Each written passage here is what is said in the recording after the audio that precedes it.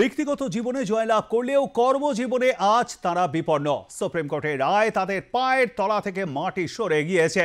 গত 13 দিন ধরে বিকাশ ভবনের সামনে চাকরিহারা আন্দোলনরত শিক্ষক শিক্ষিকারা।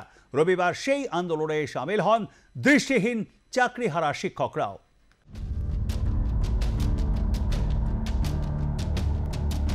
গত 13 দিন ধরে বিকাশ ভবনের সামনে আন্দোলন করছেন 2016 সালের প্যানেলভুক্ত সেই সমস্ত চাকরিহারা শিক্ষক শিক্ষিকা এবং শিক্ষাকর্মীরা। তারা প্রতিদিনই কোনো না কোনো কর্মসূচির আয়োজন করছেন। রবিবার ছুটির দিন, রবিবার বিকাশ ভবন বন্ধ, কিন্তু কর্মসূচি ছিল আন্দোলনকারীদের। বিকাশ ভবনের গেটের সামনে কর্মসূচির যেটা আয়োজন করা হয়েছিল সেটা হচ্ছে সেই সমস্ত দৃষ্টিহীন শিক্ষক শিক্ষিকারা আজকে এই মঞ্চে এসেছেন এবং তারা যারা 2016 প্যানেলভুক্ত জীবন সংগ্রামে জয়লাভ করে তারা চাকরি পেয়েছিলেন, কিন্তু এই জীবন সংগ্রামে জয়লাভ করে চাকরি পেয়েও আজ যাদের চাকরি বিপন্ন, তার কারণ 2016 সালের প্যানেল বাতিল হয়েছে। সুপ্রিম কোর্টের রায়ে সেই প্যানেল বাতিল হয়েছে, আর সেই প্যানেল বাতিল হওয়ার কারণে প্রায় 26,000 শিক্ষক শিক্ষিকা এবং শিক্ষাকর্মী আজ চাকরিহারা, এবং সেই সমস্ত চাকরিহারা শিক্ষক শিক্ষিকা শিক্ষাকর্মীরা আন্দোলন করছেন। দৃষ্টিহীন শিক্ষক শিক্ষিকা যারা আছেন, যারা 2016 সালের প্যানেলভুক্ত, তারা আজ বিপন্ন হয়ে পড়েছেন। দৃষ্টিহীন হওয়ার জন্য একাধিক সমস্যার মধ্যে দিয়ে তাদের জীবন কাটাতে হয়েছে। সংগ্রাম করে, লড়াই করে তারা জীবনে প্রতিষ্ঠিত হয়েছিলেন, কিন্তু হঠাৎই 2016 সালের এই যে প্যানেল, সেই প্যানেল ব্যাপক দুর্নীতির অভিযোগে বাতিল হয়ে গেছে। তাই আজ প্রকৃতভাবে তাদের জীবনে অন্ধকার নেমে এসেছে।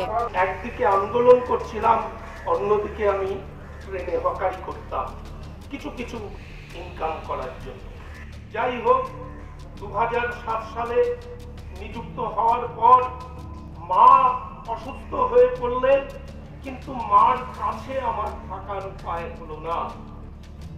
ফলে আমি প্রশাসনের কাছে গেলাম যে আমার বাড়ি নদিয়া জেলার পালপাড়ার একতারপুরে, আর আমার পোস্টিং হয়েছে সেই সুন্দরবনের কাছাকাছি চকপাটলি হাই স্কুল, উত্তর 24 পরগনা। তা আমাকে একটু বদলির ব্যবস্থা করে দিন। বদলির ব্যবস্থা হলো না। আবেদন করলাম, আমার সঙ্গে অন্য কলিগরাও আবেদন করলেন। একের পর এক রহস্যজনক কারণে তাদের সব বদলি হয়ে যাচ্ছে, আমার বদলি হচ্ছে না।